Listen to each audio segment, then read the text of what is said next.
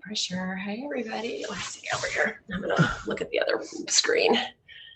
All right, should we get started? I think. All right, where's I lost Zoe by trying to see everybody else who's here. Hello, everybody. Hey, all right, I think.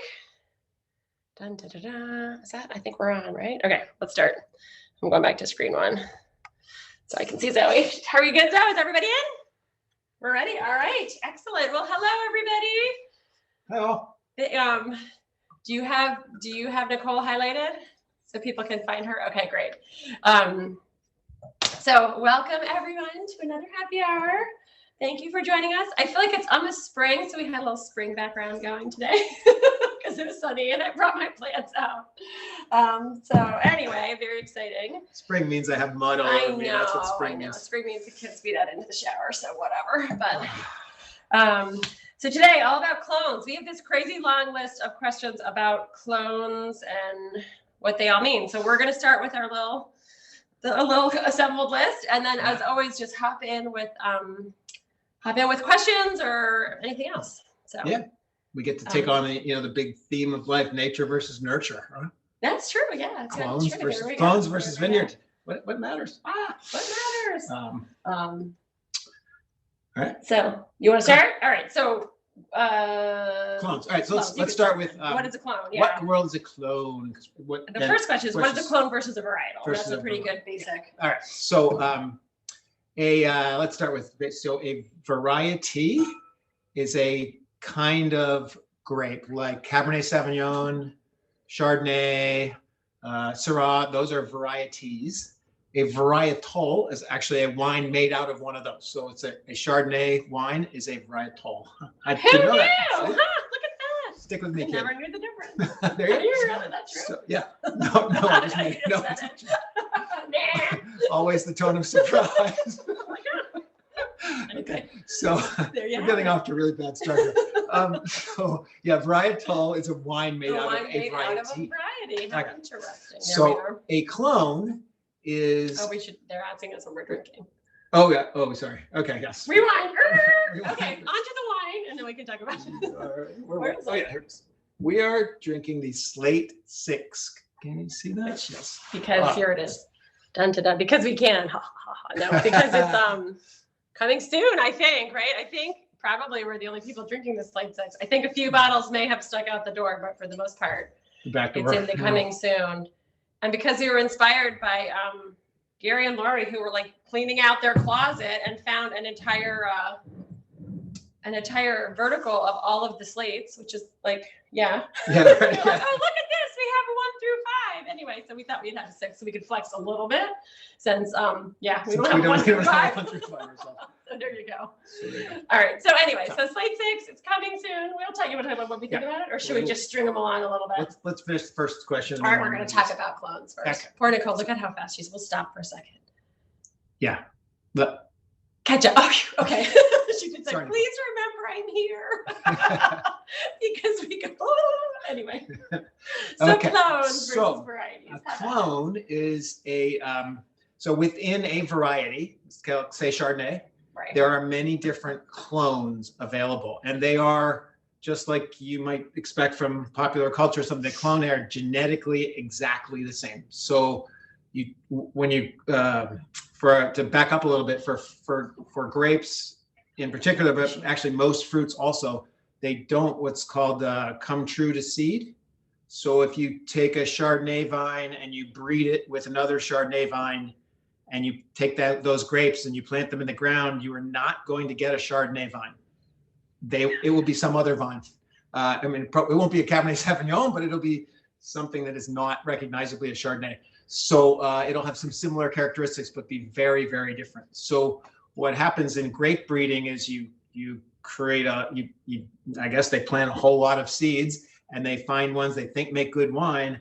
And when they make good wine, they start taking cuttings, and you take a little bit, a bud off of this one, bud off that one. And if you put that in the ground or in a glass of water, it'll start throwing roots. Then you put it in the ground and you've got a new Chardonnay vine because you cut off part of the old one. I think all of that seed situation has happened millions of years ago. I mean, thousands of years ago. I don't think there's a lot more seed. I mean, sometimes they're trying to cross things, but for the most part, I think that a lot of that has been done long, long ago. Yeah. And it's true of apples as well. So if you plant, and that's kind of whatever, I don't know. We have time. We can go to the Johnny Appleseed series.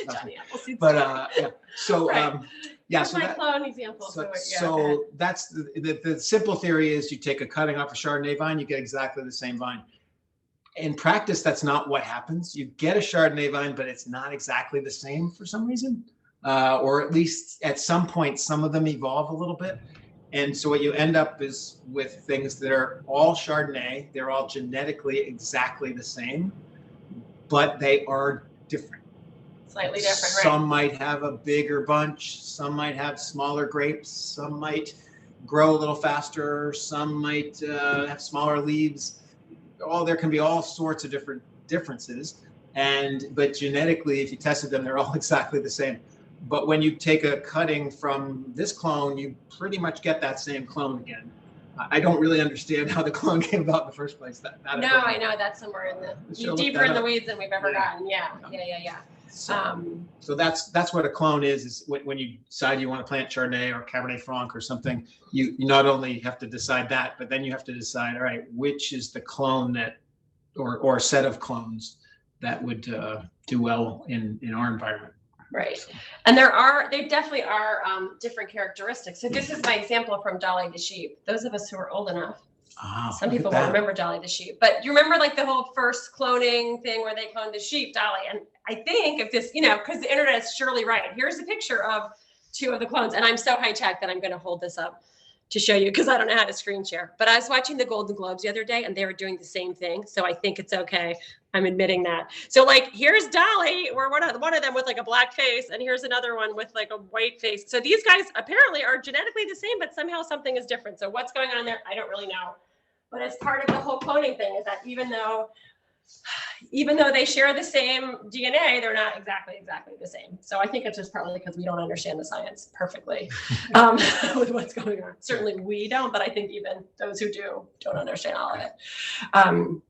And so we find even within varietals, varieties.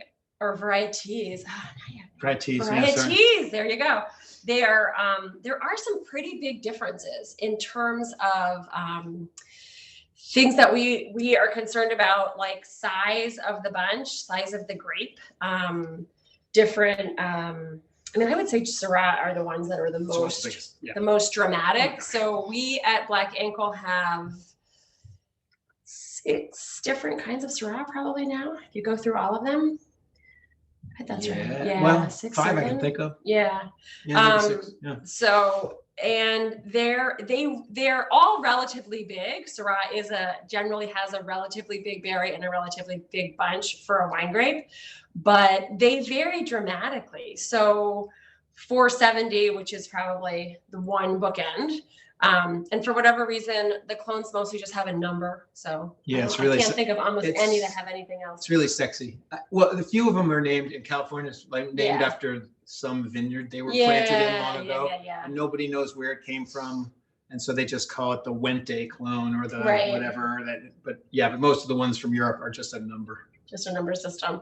And the numbers there's a huge range. So whether they tried all the numbers in between and they all failed, I don't know. Because we have like 174 and 470, and I don't know if there are like that many in betweens or not. But I would say the bookends in terms of size and I'm not going to say quality, but maybe kind of are 470, where the grapes can be quite, big for a wine grape. Maybe you might have a grape that was a 1/2 inch in diameter or something, which is kind of massive for a wine grape. And the clusters tend to be very tight, and the bunches are very juicy. We get a lot of juice out of them. So you end up with a relatively high juice to skin ratio. So our ability to extract and kind of get interest and a lot of complexity is probably the least in that variety. That's how I'm skirting same quality. Those are just some characteristics. And there are good things about it, but it is kind of fair. It's probably the most prolific, but maybe the least, in most years, probably the least Yeah. fantastic, I guess. Yeah, and Sarah's skirting around the quality thing. I think for us, it's sort of true that we are not going to plant more of it. So maybe that's our guess at quality, is that the Syrah 470 is not one we're going to plant more of, even though it's done beautifully in the vineyard. Those vines are almost 20 years old and they're really great and whatever. But I guess the hesitation is there are some things about it that are great. It has wonderful aromas and really kind of delicate nose on the wines of that, and it can make a really good blending component. Yeah. Feeds right into the next thing you're probably going to talk about. But the mixing of clones can be better than any of the individuals. So, but yeah, I guess for us, quality, at least in Syrah, means we are not planting more of the 470, but we are planting a lot more of the 877 clone, because that one we think makes just knockdown gorgeous wine at Black Ankle, and so we're going to plant more of it. And I was going to use that as kind of like the other bookend in terms of, I guess it probably has the smallest grapes. The 383 might have smaller grapes consistently. The 174 had the smallest, but it all died. Well, that's So so there's the whole Syrah decline where a lot of Syrah is dying. That's kind of another topic. Anyway, some clones are more susceptible than others on that. That's why the 174 is dying. But so the 877 is probably the other, I guess the other end, as far as like in general, when we sit and taste it, it has the best kind of complexity and richness, and the berries are small. So you get more, you get less juice per bunch, but you get more skin per skin to juice ratio. So if you remember when we were talking about bleeding and all the things we do to try to up that ratio, we want to have as much skin as we can to get as much kind of interest into the wine as we can. So, so since they have these different characteristics, one of the things that we like to do is just have a whole bunch of clones.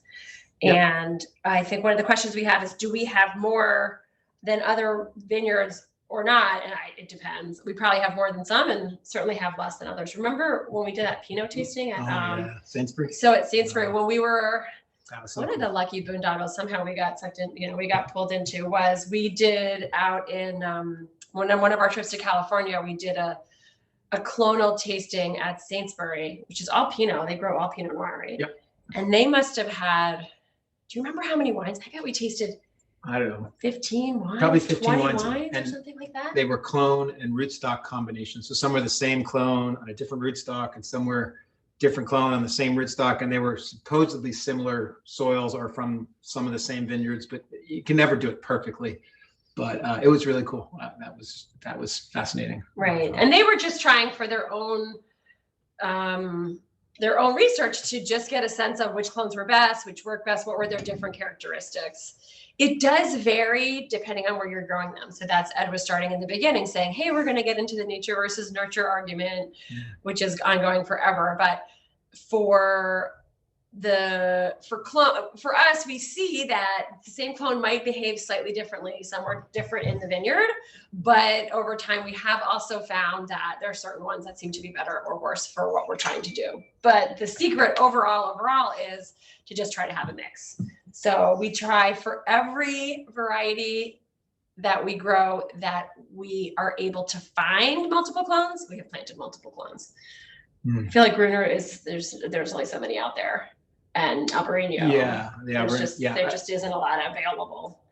Yeah, there's one other clone available with Albarino, but we think ours is better. So we're just planting ours. So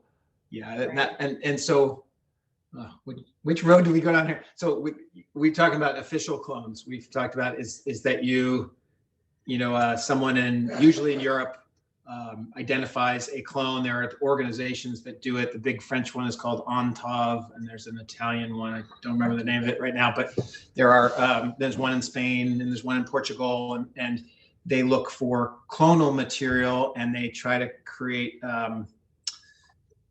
some kind of clone of a variety that they think wine growers will want, and they sell them, and that's their business. So Ontov just gets a license to this clone 470 Syrah, And anybody who wants to order it, they send it around to nurseries around the world. And if you order it, we pay, and I think we're paying 24 cents a vine. Yeah, you pay a royalty on it. That's the royalty that they get for whatever breeding work they're doing. So, and so when you take plant material across a border, there's always the risk of some kind of disease or pest coming with it. So the U.S. anyway has created a system where everything has to go through. I think in grapes now, it all has to go through University of California, Davis, the Foundation Plant Service. Plant Material Service, FMPS. FMPS. There you go.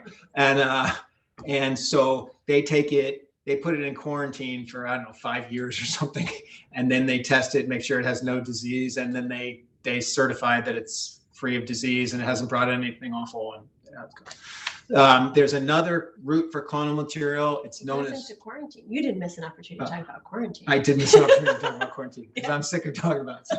So anyway, the other route for clonal material is known as the suitcase method. Some of you may be familiar with this. People go to vineyards around the world and clip some cuttings, throw it in their suitcase, fly home, put it in the ground. That's illegal and not supposed to be done. But there's, and I'm not sure how much it's getting done anymore. But it used to be that people would do it because the clonal material available through FPMS was not the best. They knew there was better stuff in Europe. It just hadn't been indexed and tested and quarantined and all that. So our Albarino, go back around to that. The reason we cut our Albarino is it came from a vineyard, and our cuttings came from a vineyard in Napa, which came from a vineyard in Santa Barbara, I think it was, where the owner had gone to one of the famous vineyards in Spain and suitcased back a bunch of cuttings and brought them in. So they're here, and it seemed to grow good vine, and by then it had been here for 15 years or something. So we were okay with it. But that vineyard in Napa has now disappeared. So we're not sure that anybody has this material anymore except us. And we love the Albarino that comes from it. So we're planting more of it, and we're happy to give cuttings to anybody who wants it. But we like it. So yeah. There you go. There you go. So where we can, we generally have multiple ones, unless we have a real favorite, and then not so much. But just to go back to talk about that Sainsbury tasting we went to. So we were at Sainsbury tasting on these 15 wines. It was really interesting, and it was I think only 5 different clones or something, and 2 of the most famous I remember, or 3 of the most famous were our clone 115, 667, and 777. And we were trying to all taste the difference and try to figure out which one was our favorite. And I remember thinking, okay, at the time, the 667 is my favorite. And then we started pouring stuff from glass to glass and decided that the blend of the 115 and the 777 was even better than any of that. Right. And when you started pouring them together, once again, blending on a micro scale because it's clones, it got better. It almost always got better. So that's where we got into the spice rack of we should have different clones because they bring different things to the wines. Yeah. And while we do see patterns in terms of clones that we like better consistently year after year, because we have such an interesting climate in which to work, we definitely benefit from having multiple clones because sometimes one will do better in a year than others. I mean, sometimes they don't always perform exactly the same way. So while there tend to be, like, most years the 877 is great, most years the 383 is great, there are years when the 470 has actually stood out as the best one when we sit there and taste them. It's kind of it's unusual, but there's just something because they, even within the growing season, they will flower on a slightly different day. They'll ripen at a slightly different time within a few days. But if you have a beautiful sunny, the flowering period. So when the vines actually set their little flower for the bunch, the whole flowering period takes maybe 5 days at most, right? And it's pretty quick for the time between when it's just like a little teeny green bench to set the flowers. And that flowering is going to determine how much fruit you're going to have and how dense it's going to be on the cluster. So if you have goofy weather during those couple of days and the next clone sets 3 days later, you could have a very different situation between two different clones of the same grape, and certainly among different varieties.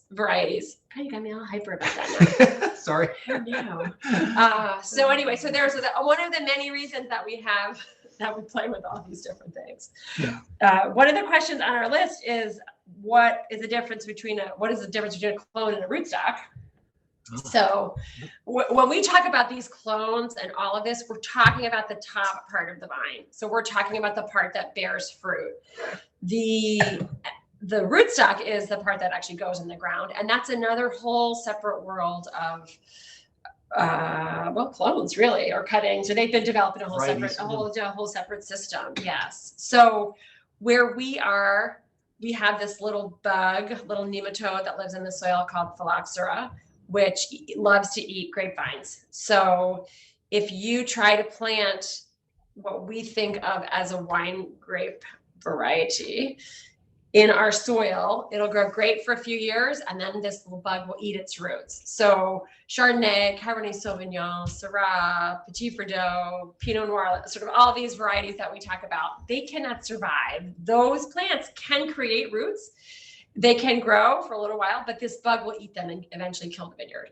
So everything in nearly every grapevine in the United States, and now nearly every grapevine in the whole world, is planted on a root. And those roots are from native North American plants, because this bug is native to North America. And so the roots grew up with it, and so they can survive. They work together fine, and it'll only eat so much. The roots are we think of them as the roots are actually tougher, so the little bug doesn't eat it. I don't know if that's true, but for some reason they survive. Yeah. They're tougher relative to this particular issue. So when we want to plant something, we think about what's the root going to be, what kind of root do we want to have, and then it's called the scion, which is what is the variety that we're going to plant going to be, and then within that, what are the clones? And then the roots. So which clone you choose has a big impact on what the wine is going to be like, but also the roots can have a big impact. So when we look for roots, there are certain characteristics that make a big difference as far as what we're looking for. And for some reason, never even occurred till we got this question here. There are no clones that we know of rootstocks. There is Riparia Guar is one we plant a lot. Right. It's just Riparia Guar. There isn't a Riparia Guar 412. What about the ones they gave us this year? We have the .1 and the .. There's some of those spin-off, right? The ones we just ordered. We have some, aren't they? They're not a clone. It's not a clone. It's just another cross. Oh, it's just antivirus. Okay. Yeah. So I don't know why. That's interesting. Maybe because nobody knows enough of the differences in rootstocks. You can make wine which amplifies the differences in clones. Right. I don't know. So the big impact that the rootstocks have are on how fast the plant tends to grow. So how vigorous it is, how much, how quickly it grows, how much nutrient gets up to the top half, and then how efficiently the plant can use water. Those are kind of fast it grows, how efficiently it uses water. And then they can also have a big impact on how early in the season they bud out and how long the ripening window is. So those are big considerations for us. And they are places where we really vary from, say, the West Coast vineyards as far as what we want to choose to plant. So for us in our climate, where we have plenty of water available, we want to have roots that are inefficient users of water, that can when it rains, they don't soak up. They don't get very excited about rainfall. They don't drink a lot, because if they were efficient users of water, we would end up with big, fat, bloated grapes that could burst and be watery and not interesting. So that's kind of one thing that we look for. Another is that we want to have our growing season be short enough, because we have we're considered a cold climate, or borderline cold climate for growing, because the people who grow in the desert get to give us the name, they get to set the bar. So for a lot of West Coast growers, they want their grapes to ripen very slowly, because it's still so hot. If you think of, especially California, wine country, Northern California, mostly about Southern California too, it's so hot into September, even into October. It's still really, really hot, and that can make the fruit uninteresting basically when you're picking it. So they want to slow down ripening so that when the fruit is getting to the most ripe kind of point in its life cycle, it's late in the year, it's into October or even pushing towards November. We don't want that at all, because by October it's cold here. We've often had frost. We don't have any more summer left. So we want a rootstock that's going to kind of make that season a little more compact. Mm-hmm. Yep. And for clones, there's a whole nother, I'm not a geneticist, but apparently there's this thing called epigenetics and about they're starting to realize that it isn't really all about nature and nurture, that sometimes nurture or the environment you live in can turn certain genes on and off, and that there's a whole area of stuff that we don't quite understand. And we see it sort of in our clonal evaluations at Black Ankle. We'll go back to the Syrah for a minute. When we planted our original Syrah vines in 2003 and 2004, I think we planted 4 clones. Mm-hmm. And we had looked at the ratings of these clones that Ontov, the group in France that chose them, had chosen, and we said, all right, we're gonna plant 4 different ones. 3 of them were considered excellent quality, and 1 was considered good, I think, mm-hmm. or average. Yeah. And the one that was considered the best was Syrah 470. Which is our least favorite. It is definitely our least favorite, the lowest quality at Black Ankle. The 877 was considered good. The 383, which we also love, was considered good, but not great. And so there's some adaptation of those clones to, they perform very differently in very different soils with very different rootstocks, with very different climate and weather. And so it's really, really hard to know ahead of time what a good clone is going to work for you. And so it's great that we have now grown things for 18 years, 19 years. Wow. And we're starting to exactly. How do we do it? We do that at age 30. I'm not sure I did that. So we have experience on the site, on our place, we're sort of blessed at Black Ankle and to have really good soil, but also to have really consistent soil. Our soils don't vary that much across the farm. So we have, I would say that the biggest influence really on our, say, Cabernet Franc or something is clonal. It's not even the direction of the rows or the soil, because the soil's similar enough. The clones is sort of the biggest difference in the wines, and then maybe the rootstocks and whether it's facing south or east or west. But if we were to plant those in a very different soil, the clonal difference wouldn't matter. The soil would take over, I think. And so we'll find out. We're going to find out as we plant stuff in different soils. So, yeah. Interesting. We'll see. Okay.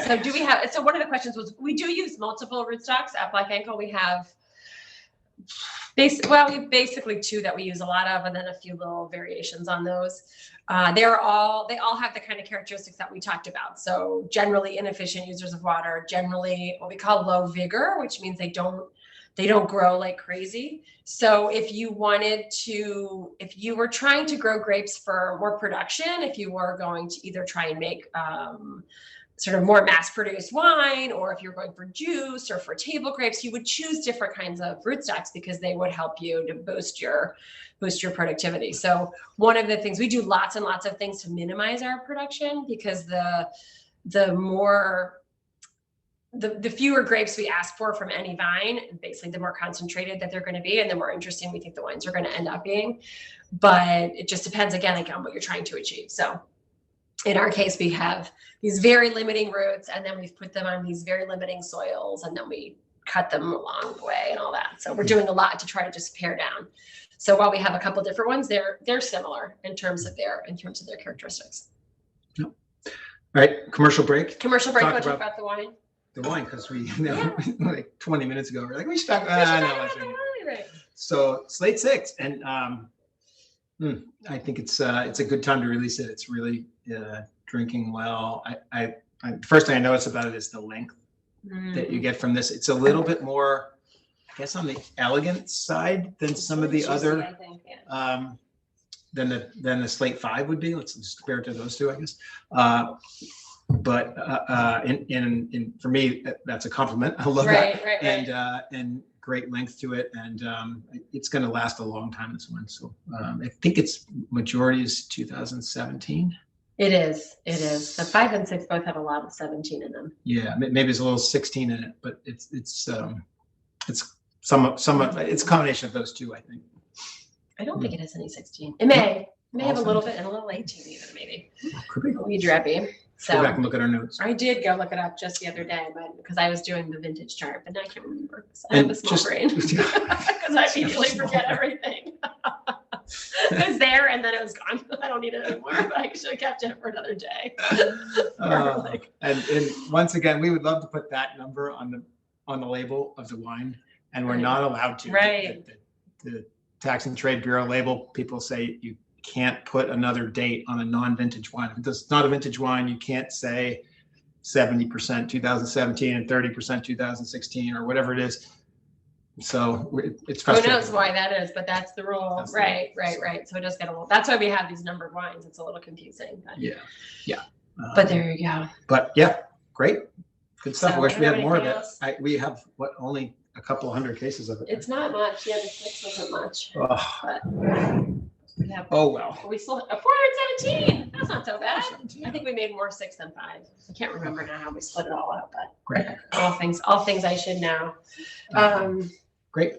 I see a question in our feed about the cicadas. Do we expect any trouble? Which is kind of shocking because the very first year we planted was when we had to worry about the cicadas, or the second year. Second year, yeah. So can't believe I've made it through an entire cicada cycle as a grape grower. It's 17 years. Yeah. Can you count your age in cicadas? Apparently. Oh, Like, yes. I'm 3 cicadas old. Is that Yeah, a you are. thing? A couple 3 cicadas old, but you could go with that. That would be, I kind of like that. Yeah, there you go. That's a great question. I don't think that the cicadas will be any issue for us. So when we did first plant, I was very worried about it because we were putting all these vines in and they feed on roots, and it was very concerning. And that season, I think we saw 3 cicadas the entire time at the farm. There were none. They were all over our house in Silver Spring. They were everywhere. It was a huge crop, as it always is when these things come. But apparently that is in part because they like to feed on the roots of shrubs. So they tend to be much more prolific, apparently, in kind of suburban neighborhoods where people have shrubs. They don't like big trees and they don't like grass or anything. Uh-oh. So I know now we have all these vines. we have fields of shrubs. But we also work the soil. So I think with I don't know, we'll see. But I think if we were going to have damage, well, they would have been hurting the roots. I think we would see it. They wouldn't hurt mature grapevines either. They lay their eggs in a cane. So one branch of a vine wouldn't make much difference. Yeah. We were worried because we had really young vines, first and second year vines. We thought, they're going to kill them. Yeah, they didn't. Right. They were surprisingly unobtrusive. So we'll see. I don't know. We could be wrong, but it was good news last time. So we're not too. If anyone out there wants to explore what wine goes well with cicadas, let me know. What are cicadas? Melissa, are you Californian? Come on. Anybody just wait and see that these big red bug-eyed crickety things. That's the scientific term, I think. Yeah, I think that is. So they're on this 17-year cycle. So they're underground now, and then every 17 years they hatch. And there are bazillions that hatch. So it's kind of crazy. And then they molt, so you get all of the bugs, and then they shed their skin, so you have twice as many because you have all their skins and all the actual bugs. Yeah. So it's very exciting. Anyway, that's pretty funny. So we had a question that does anyone do plant seeds of grapes? And Sarah said it's been a long time since anyone bred a new variety, but there are some coming, and it wouldn't surprise me if in 20, 30 years we're going to have all new varieties that we plant. Because what they're doing is they have this new thing called marker assistant breeding, and they're not altering the genes of the vines, but what they're able to do is sequence the genes, the genome of any particular vine, and they can kind of pinpoint, say what gene is responsible for defending against downy mildew, right? Which is one of our big things that we fight, fungus. And there are native varieties that don't get it. Literally, they don't get it. They're immune. They're immune, and so you can figure out what genes are causing that resistance or that immunity, I guess. And then you just start throwing seeds together of, say, Cabernet Sauvignon and this other variety that is immune, and you plant a whole field of stuff. And instead of having to wait years and years to see which of those seedlings got the immunity gene, you can go through and sequence the genes of each one of those and pull out the ones that don't have it. And then the ones that did get it, then you recross them with Cabernet Sauvignon again. And you keep doing that over and over again. And it just speeds up the whole breeding process. Right. So that its potential is in 10 years, I don't know, 15 years, we might have a Cabernet Sauvignon or a variety. It won't be able to be called Cabernet Sauvignon because it will be slightly different, but that has all of the taste characteristics and winemaking characteristics of Cabernet Sauvignon, because it will be 99% Cabernet Sauvignon, but the 1% will make it resistant to the diseases. And that would be a huge step forward for all of us. So that's kind of a cool thing. And we're planting a lot of this same old vines now because that's what we have. But at some point, we're hoping that, there'll be vines that are a little bred to be even better for our environment than the ones we have. Right. And the work is looking a lot at disease resistance and then some at cold hardiness. So plants that can survive in wider temperature swings or more warm climate, or just, that can adapt to lots of different growing conditions. But for our purposes, the disease situation would be fantastic. There are always, if you walk down, when we have an issue with disease in the vineyard, you'll see some plants are much healthier than others. And there are a whole bunch of factors that can go into that. But the thought is that some of that, stem cells for grapevines, more or less. Yeah, it's the next step. But is that what I'm looking for? Oh, yeah, okay. That over time we could have less need to deal with diseases in the vineyard. And then that would make us able to be that much healthier in terms of how we take care of it. Yeah. It'd be great. So there is a bunch of seed research. I don't know of anybody actually growing the seeds because you don't know what you're going to get. Right. Is this a cue that we can tell can we tell the Johnny Appleseed story? You can tell the Johnny Appleseed. So you probably all heard when we were growing up, remember the legend of Johnny Appleseed, and went and spread apples around the country, and that's great. So turns out that because apples don't come to seed, they'll come true to seed. Johnny Appleseed was a real person, was going around out to the frontiers and dropping off seeds from all sorts of different apples. And they were planting all these orchards out around the frontier at the time. And but those orchards, most of the apples weren't very good. They were tart. They were for eating. They weren't very good for eating at all, because the eatings are very specific varieties that are sweet enough at 0.8. But turns out those varieties are very good for making apple mash, apple whiskey, hard cider. So what Johnny Appleseed was actually doing was spreading alcohol. Yeah, exactly. All those Girl Scout meetings where we sang about him, little did I know that it was my teacher. It was fascinating. Yeah, it's pretty funny. Yeah. And then he had totally cornered the market on basically the booze industry out west. So he was quite the pioneer, but not in all the ways that we've attributed to him for whatever reason now. I guess history is written by the victors, right? Right. It's a good story.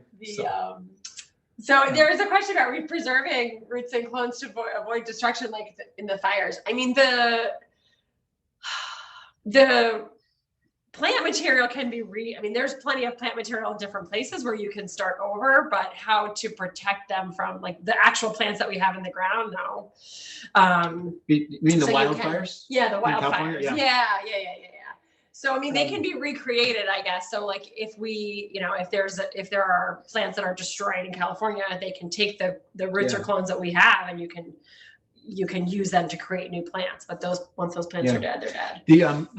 Most of the vineyards, actually, it's hard to figure out the truth through all the stories about it, but most of the vineyards are fine in California. The crop, the smoke ruined the grapes. The smoke gets into the grapes and you get the taste of an ashtray in the wine. So it ruins the wine. So because it was all start seeing it fires as a that- characteristic of Yeah, great but- cab soon. yeah, exactly. Good point. Oh, it's got that smokiness that we love. Anyway, just being cynical, But, it's yeah. terrible. So it ruined the crop, Right, yeah, and it burned a lot of wineries.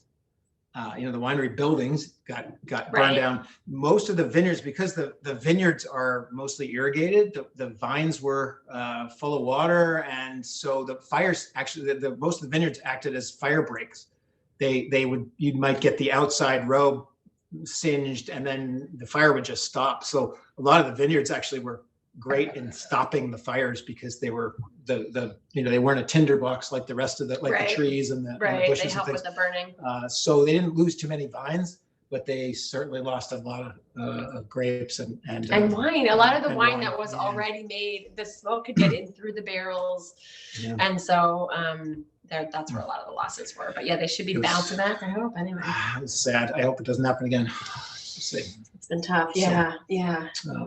Um, Would the Cabernet like vine be a cross? I guess so. It depends on how they define it. Yeah, would it be a hybrid? Like, would it be considered a hybrid? It depends on what the ingredients are. So you're only called a hybrid if you are a mix of native and non-native grapes, right? So I feel like it's like if you cross, so the hybrids are when you cross vinifera grapes, vinifera is the species that is the kind of parent species of most of what we commonly think of as wine grapes. So all the cabs and petit verdots and pinot noirs and all those. Those are all they're Vitis, which is their genus, and vinifera is the species. And then the variety is like the sub layer down. If you remember your genetics from, I don't know, 5th grade, which is the last time I thought about family, kingdom, genus, species, all that stuff. That was 3 So cicadas I ago. know, it's a couple of cicadas ago. So I feel like whenever things are called hybrids, it's because they're a mix of the Vitis vinifera and then Vita. What are the native? Oh, what is there's it? also Oh, the other ones There's that are Amarensis, there's Riparia. Riparia. Yes, yeah. There's there's 5 or 6 native to North America. There's some Asian ones. Yeah. There's all sorts of So native. when you start varieties. crossing the species that they call them, Yeah. otherwise they just like so Cabernet Franc and Cabernet Sauvignon and Sauvignon Blanc are all related to each other, but they're not considered hybrids. There's like one is the grandmother of the other one. They're crosses of each other, but for whatever reason, I don't know. They are crosses, but they're not considered that. And just as an aside, the reason that most of the wine grapes are Vitis vinifera, the European, or it's really Caucasian, from the Caucasus Mountains kind of grapes, is because those are the ones, that's where people started making wine 10,000 years ago. And so they started breeding these things and noticing which ones planted better, made better wine, and then taking cuttings, and then you have some crosses, and that one takes, and they bred them for 10,000 years to make good wine. The native North American stuff has never been selected like that. Way, so you kind of get what you get. It's why Concord or Niagara don't make particularly great wines, is because they haven't been bred to do that. So they have different characteristics. But they're tough because we have a lot of pests here. So ours are particularly tough. Yeah, which is good. So in their way. Have you noticed a change in the length of your growing season? I can't. Yes. Yeah. I think we really have. Well, okay. Well, we started picking not as earlier, but I don't know if that's actually because the growing season has changed. Not as much as the other farmers. I'll say that.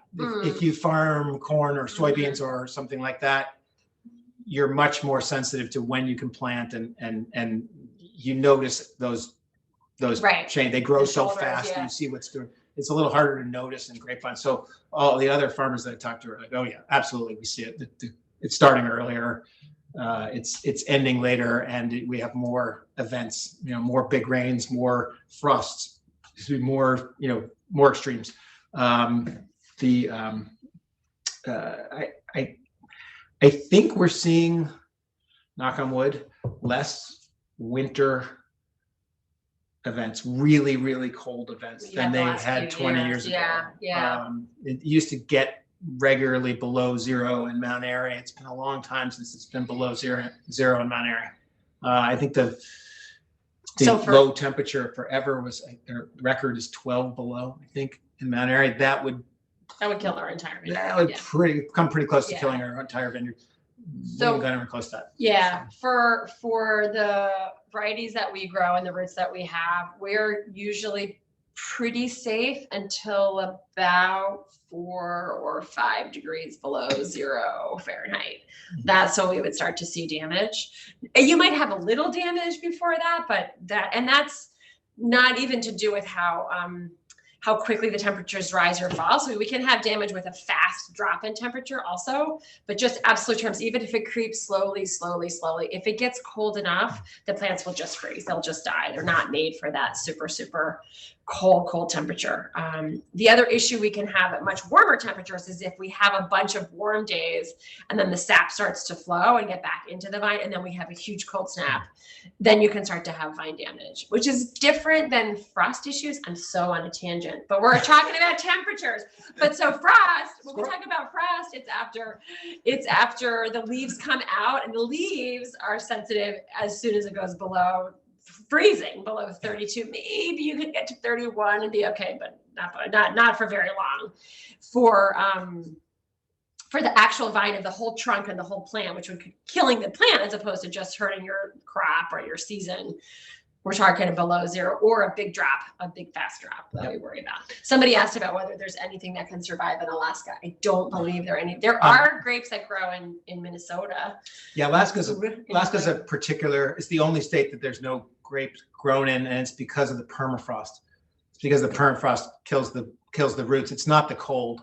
It's that the vine, the ground, when it's permanently frosted all through the season. Yeah, maybe you out can't in the grow. Ocean Islands or something. It's Yeah, probably maybe. warmer. There's There's spot. probably There's somewhere else spot, that you can grow. I- But yeah. Last I heard, there's no vineyard.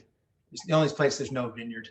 The only state which there's no vineyard. Yeah, snow is a great insulator, so snow is fine. That would help a lot. Smells great.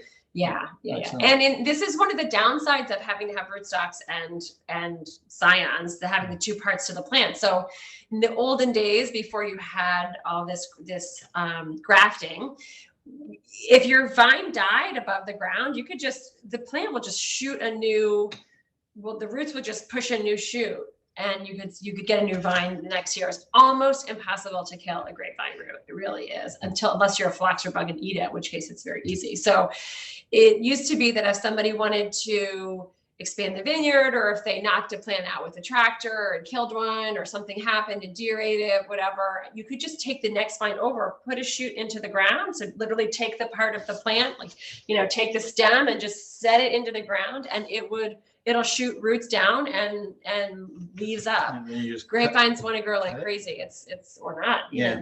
They're. But now the bottoms and the tops are different. So if we do that, we'll have either a root that will eventually die, or a top that's not interesting. So, and if you go into the vineyard and the roots sometimes will push leaves, and they're very, very different. It's easy to tell when a root has done that. The rootstock leaves are often red tinged. They're very shiny. They're super different looking than a furrow leaf. You can really tell when they do it. There's a question about, do we use fans or misting or other things for frost or winter damage? And we do use, I guess they're called fans.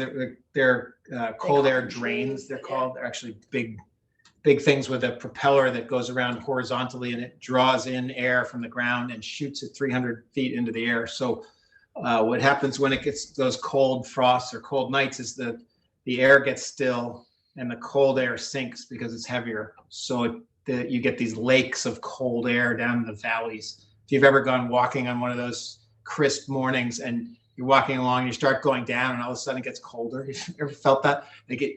That's because cold air is heavier and it sinks. It goes to the lowest point. So those fans those air drains are meant, they're called to sort of drain that cold air out. But that's really maybe our third defense. I mean, the first defense against cold and frost is to plant up high. Mm-hmm. Is to have the vines up higher than everything around. The reason we don't have for those of you who've ever taken a walk up our East Hill there, The views are incredible. You can see 30 miles. You can see, it's beautiful up there. The reason the tasting room isn't up there is because the grapevines are up there, because that's where they're supposed to be.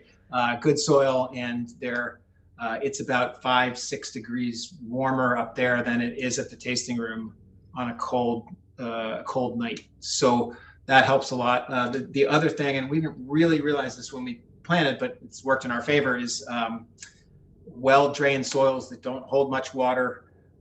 They also make good wine for us. They also allow the plant to harden off. It's called harden off for the winter better. So they, if you got too much, if you got sort of soggy soils in the year and in the winter, the vines just can't take much cold, and they will die at a much higher temperature than they otherwise would. So we're lucky with that. Right. Or yeah, lucky. We said we're smart. But we're smart. We'll go smart. We'll go great planning. It did work out.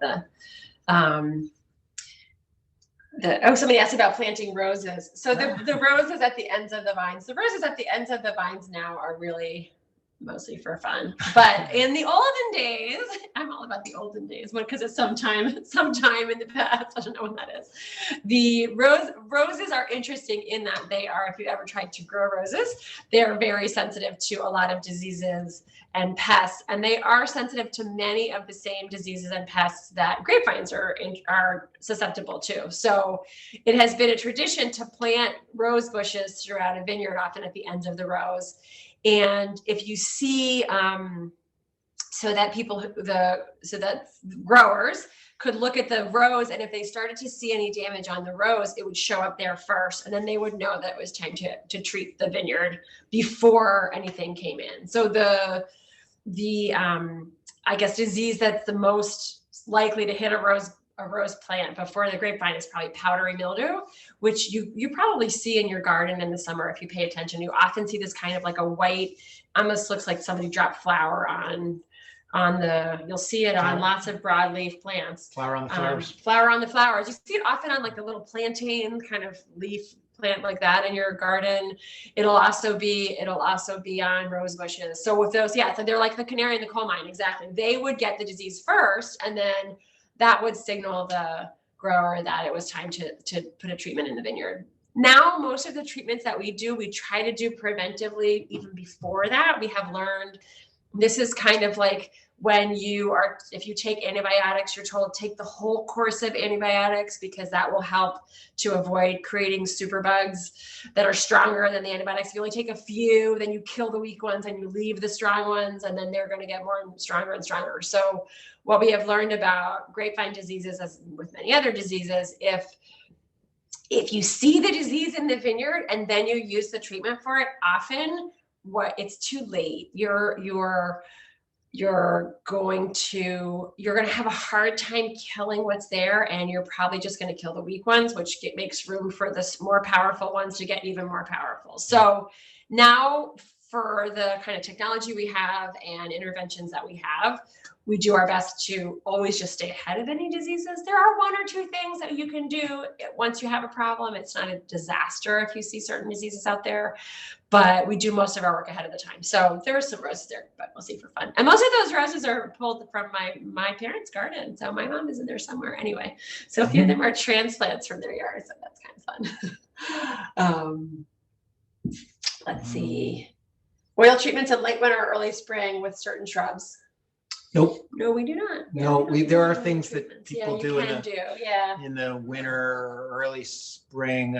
Some oils, some lime sulfur is a kind of popular one. I don't believe it. I guess I think the problem with many of our diseases, like take powdery mildew, which is the one we were talking about, the flower looks like flour on it.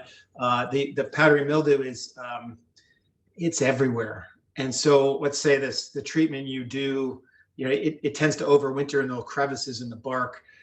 You do a treatment, maybe you kill 95% of it. You're going to have the same amount of disease the next year. That 5% will explode and do what it's going to do. I haven't gotten my head around whether that really helps. And I've never seen any research that said it really does. They say, yes, it reduces the inoculum, it's called, in your vineyard. But does that mean that you actually have less of the disease? And think the answer is no. Yeah. So we don't do it. Right. We tend to try to be very minimalist, I guess, in what we put out in the vineyard as far as any kind of spraying or anything else. We do, I mean, we're not organic. We do need to use certain interventions.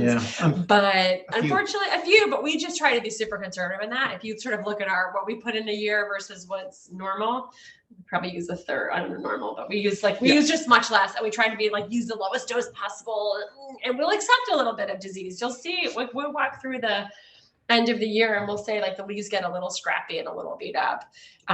We try to make sure that we just kind of balance it, but we just want to have just enough so that we know we've used as little intervention as possible, but everybody makes it alive till the end. Sarah talked about the preventive versus the curative things. And for instance, downy mildew, there are organic things that can prevent downy mildew, but there are no organic things that can cure it. Once you get it, the only thing you're left with is chemical things. So if you can use the soft things and prevent it, which is what we try to do, then you're better off. So yeah, that's what we try to do. All right, I think we're bumping into our hour here, so I'm going to hit the logistics since that seems to be my job. I think we seem to have covered most of our questions. Yeah. So this Saturday during the day, we have a food truck coming for those of you who are locals and interested in getting out. I think the weather is actually supposed to be nice. I'm counting on spring is kind of here, at least for a little while. So there is a food truck called Maida's Peruvian Cuisine. Oh, maybe we should go. That sounds pretty good. Oh, and that was Peruvian good. truck. It's good. And it's going to be there during the day, though, from 1 to 5. So we are still, even though I'm declaring that it's spring, it is only warm in the day for a very short period. I can acknowledge. So we're still sticking with day as our main theme. Next weekend, so not the day after tomorrow, but the 13th of March is our second Saturday. Right now, the plan is to do it virtually again, where we'll still have the music, but we'll do it just over Zoom. If by some miracle there is a heat wave and we think it's worthwhile to be outside, we will switch it. But right now, it's looking like that is going to be one more indoor event, and then April's coming, so why not be getting back outside before too long? And then I think my last logistic is that we have. Our next happy hour is April 1st. So maybe we should shake it up a little. April Fool's Day. It really is. So that's tempting. We can have our kids do it. Anyway, we're planning to talk about, we just put together a little chart. Well, we talked, I think, last month, about the library wines. We did a little housekeeping and cleaned out a bunch of older wines. And I know a lot of people have picked those up. And so we have gone through and put together our best understanding of kind of a vintage chart and what's drinking well and what is it time to drink now and what could age some more. So our thought is to talk about that. But we would love to hear if you have opened any of those wines or you've tried any of the older stuff to send us a note and let us know what you think. So I think next month's theme is going to be drink anything old that you have. Ideally Black Ankle, but whatever.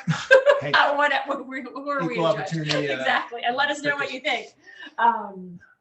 So I guess it's opening day too. Come on, spring. Yeah, free wine on the 1st. Sure, Rick. At Rick's house, free wine at Stevie's house. So I think those are the logistics. I don't know let's see if anybody has. Oh, somebody has a leaf. Jack, you have a leaf stone 11. That's pretty good. I would. Yeah. Oh yeah. That was. Yeah. That was the best wine. Oh, because 11 was such a hard year. That leaf was so good. It was good. Yeah. So it'd be fun to talk about that. So I think that's the plan for next month. Did I miss any logistics? I think that's the basics. We're popping along in the tasting. We are out there in the tasting room. There's a nice day, but I think summer's come. You still have 11, 12, 13. That's pretty good. Blending on the 21st. I think we are pushing off the blending. Did we say it was going to be the 21st? We've moved it. Zoe, you're going to have to remind me when it is. So we decided that we were just had too much going on. We were inundating people with things. So we're going to push the blending plan off. Oh, I have to look at my calendar. Zoe's typing away. She's going to tell me. I can see she's figuring it out. April 24th. So we are going to do the blending workshop where we that's right. We talked about it last time for our charity thing where we're going to send out the samples and you can play with them, and it's going to be virtual, all this, but we just decided to put it off a little bit. So it's going to be on April 24th in the afternoon, evening, 5 to 7 is what we pick, because I think it's going to be a beautiful day. But by 5 o'clock, you'll be ready to come inside. So that is still happening. Sorry, I forgot we told anybody when we changed the date. You guys are good that you remember that. So it's still happening, but we just pushed it off. I thought we could just sneak that in, but oh well. I think that's it. So I think unless there are any other questions, we're good. It's great to see everyone. Thank you for tuning in one more time. And, this is fun for us. So All right, great. bye, guys. Take care. We'll see you soon, I hope. Take care, cicada blend. Oh, that could be interesting. Oh, no. Oh, it could just be the label. You don't have to actually put cicada in it. No cicadas hurt. All right. All right. Bye, great. everybody. Take care. Thanks, See you Nicole. later. Oh, pairings. That's a good idea just to talk about pairings.